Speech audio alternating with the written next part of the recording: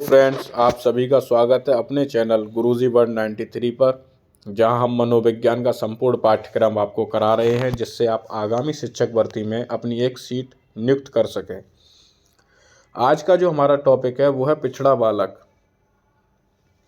इससे पहले मैं आपको प्रतिभाशाली बालक के बारे में पढ़ा चुका हूं, जिन वीडियो का लिंक मैं आपको डिस्क्रिप्शन में दे दूंगा, जहां से आप जाके सबसे पहले अपने सारे सिद्धांतों को कंप्लीट करें। क्योंकि जब सिद्धांत कंप्लीट होंगे तो आपका 70% पेडागोजी हो या आपका यूपी टेट का 30 नंबर का जो पेपर आता है, आपके अप्रॉक्स 20 से 22 नंबर कंप्लीट हो चुके होंगे जब आप उसको पूरा पढ़ लेंगे। तो आज का टॉपिक है पिछड़ा बालक, यानी जो बालक कक्षा का औसत कार्य नहीं कर पाता, जो कक्षा के औसत छात्रों से पीछे रहता है, उसे पिछड़ा बालक कहते हैं। यानी ऐसा बच्चा जो अपने सहपाठियों के साथ का कार्य नहीं कर पाता और उससे पिछली कक्षा का भी अगर उससे कोई कार्य दिया जाए वो वह भी नहीं कर पाता, लेकिन उसकी कक्षा के जो बच्चे हैं वो उस कार्य को बहुत ही आसानी से कर लेते हैं। तो ऐसे बच्चे को हम पिछड़ा बालक कहते हैं। पिछड़े बालक का मंदबुद्धि होना आवश्यक नहीं है। जरूरी नहीं है कि पिछड़ा बालक मंदबुद्धि हो। पिछड़ेपन के कई कारण हैं, जिनमें से मंदबुद्धि होना एक है। यदि प्रतिभाशाली बालकों की शैक्षिक योग्यता अपनी आयु के छात्रों से कम है तो उसे भी पिछड़ा बालक ही कहा जाएगा। पिछड़ेपन को शैक्षिक लब्धि द्वारा व्यक्त करते हैं। अब शैक्षिक लब्धि ज्ञात करने का सूत्र, यानी शैक्षिक लब्धि है क्या, इसे हम EQ भी बोलते हैं। जैसे IQ पढ़ते थे पहले हम बुद्धि लब्धि का, यह शैक्षिक लब्धि है, जिसमें आपकी शैक्षिक आयु बट्टे दैहिक आयु या वास्तविक आयु गुणा 100। तो इसमें वर्ट के अनुसार जिन बालकों की, थोड़ा सा सही कर लेना, जिन बालकों की शैक्षिक लब्धि 85 से कम होती है उस बालक को हम पिछड़ा बालक कहते हैं। यानी वर्ट महोदय कह रहे हैं कि जिन बच्चों की शैक्षिक लब्धि 85 से कम निकल के आ रही है उन बालकों को हम पिछड़ा बालक कहते हैं। सोले एंड सोनेल के अनुसार पिछड़े बालक उसी जीवन आयु के अन्य छात्रों की तुलना में विशेष शैक्षिक निम्नता व्यक्त करते हैं। जैसा कि मैंने अभी आपको बताया था कि आपकी ही क्लास का बच्चा अगर पिछली क्लास के बच्चे जो वो पीछे पढ़ के आया है उसको अगर नहीं कर पा रहा है तो उसको हम पिछड़ा बालक मानते हैं। सीरियल वर्ड के अनुसार पिछड़ा बालक वह बालक है जो विद्यालय जीवन के मध्य में अपनी कक्षा से नीचे की कक्षा के उसी कार्य को ना कर सके जो उसकी आयु के बालकों के लिए सामान्य कार्य है। देखिए, आप सिर्फ अर्थ समझिए। अगर आप पिछड़े बालक की डेफिनेशन आपके माइंड में फीड हो गई तो ये जो डेफिनेशन जो हम पढ़ रहे हैं ना, ये बिल्कुल ईजी हो जाती हैं। बस इनमें थोड़ा सा भेदभाव होता है कि वर्ड ने क्या कह दिया कि जिनकी शैक्षिक लब्धि कितनी हो, 85 से कम हो। सीरियल वर्ड ने कह दिया, जो हम पीछे से ही पढ़ते आ रहे थे, कि अपनी ही क्लास के जो बच्चे हैं अपनी से नीचे की कक्षा का कार्य ना कर सकें, लेकिन उसी क्लास के जो अदर बच्चे हैं वो उस क्लास का कार्य कर सकते हैं, तो ऐसे बच्चे को हम पिछड़ा बालक कहते हैं। आसानी से सारी जितनी भी मनोवैज्ञानिकों की परिभाषाएं हैं बहुत आसानी से याद हो सकती हैं। बस कोशिश करो आप, क्योंकि कोशिश करने वालों की हार नहीं होती और जिसकी नैया डूब गई उसकी कभी पार नहीं होती, है ना। अब हम इनकी विशेषताएं समझते हैं कि इनकी मतलब इनके पिछड़ेपन के कारण क्या हैं। यानी इन बालकों की सीखने की गति कैसी होती है, धीमी होती है। जीवन में निराशा का अनुभव करते हैं। भाई, हर तरफ से बच्चा परेशान है तो उसके अंदर तनाव वगैरह ये चीज़ें आना शुरू हो जाएंगी, तो उसे निराशा का अनुभव होगा। पिछड़े बालक मानसिक रूप से अस्वस्थ रहते हैं। उनके ऊपर प्रेशर ही इतना हो जाता है, भाई याद नहीं कर रहे, अब मारोगे कितना मारोगे बच्चे को, मारने से बच्चा ढीठ हो जाएगा। तो मानसिक रूप से भी अस्वस्थ रहते हैं। पिछड़े बालक प्राय असमायोजित व्यवहार करते हैं। ऐसे बालक सामान्य पाठ्यक्रम तथा शिक्षण विधियों से लाभ उठाने में विफल रहते हैं।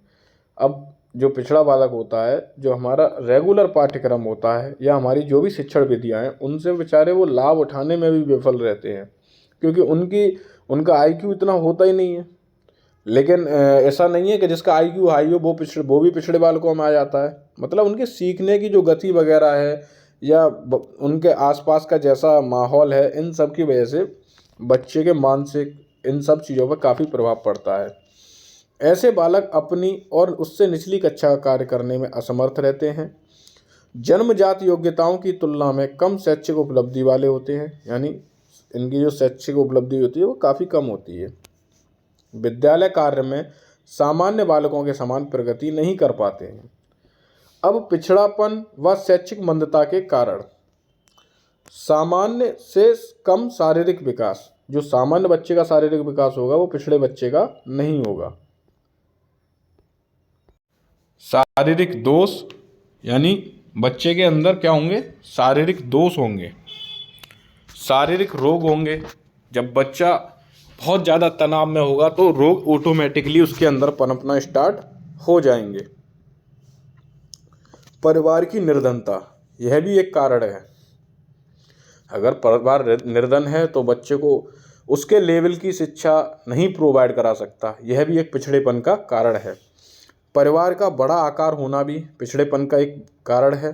परिवार के झगड़े, तनावग्रस्त रहना या अपने ही उसमें उलझे रहना, है ना। माता पिता की अशिक्षा, जब माता पिता अशिक्षित होंगे तो वो बच्चे का पिछड़ापन, मतलब वो जब अशिक्षित हैं तो वो खुद वो सोचेंगे बच्चा काम करे, मजदूरी करे, बस और क्या है, पढ़ना वढ़ना इतना ज़रूरी नहीं है। जो अशिक्षित होते हैं उनकी सोच ज़्यादातर यही होती है, क्योंकि उनके पास इतना पैसा नहीं होता या उनके पास रोजी रोटी की इतनी बड़ी समस्या होती है कि वो बच्चों को भी पढ़ा नहीं पाते ढंग से।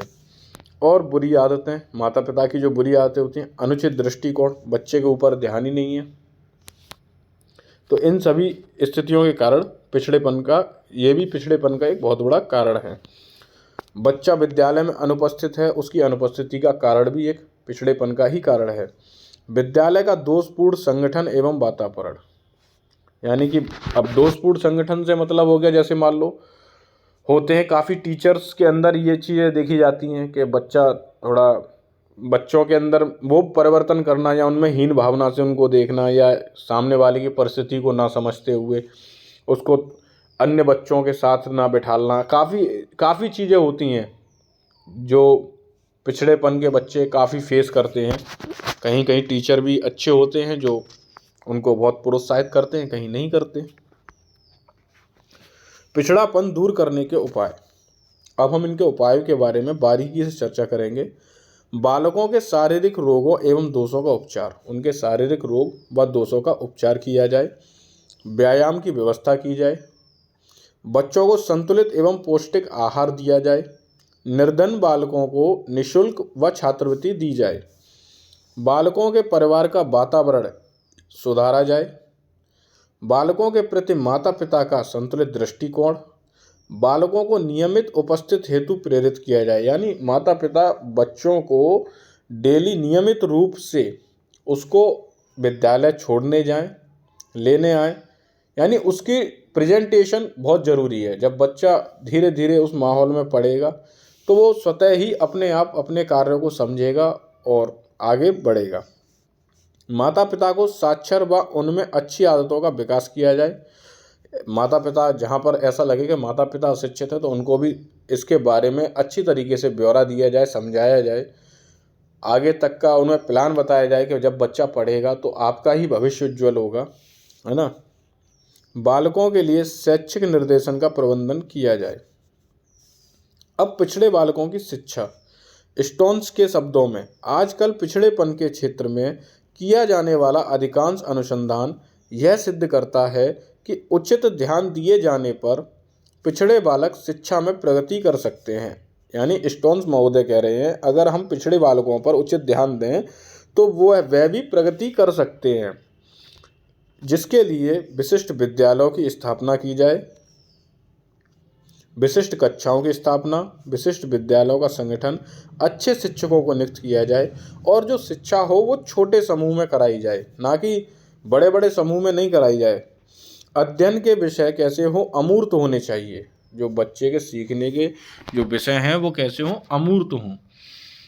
इसमें मोस्ट इम्पोर्टेंट जो है वो हस्तशिल्पों की शिक्षा दी जाए, यानी कताई, बुनाई, जालसाजी, सॉरी ये गलत टाइप हो गया मुझसे, जालसाजी नहीं होगा 50 जालसाजी क्या करेगा।